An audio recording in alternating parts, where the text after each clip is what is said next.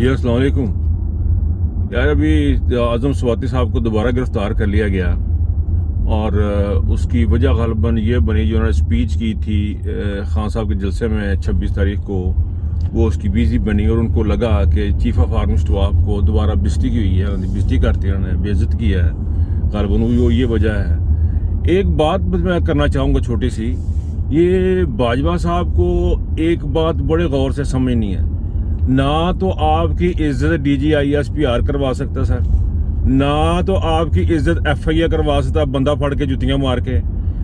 یہ اللہ نے دینی ہے، یہ اللہ تعالیٰ نے دینی ہے، اور اللہ تعالیٰ کا ایک کرائٹیریا ہے عزت حاصل کرنے کا،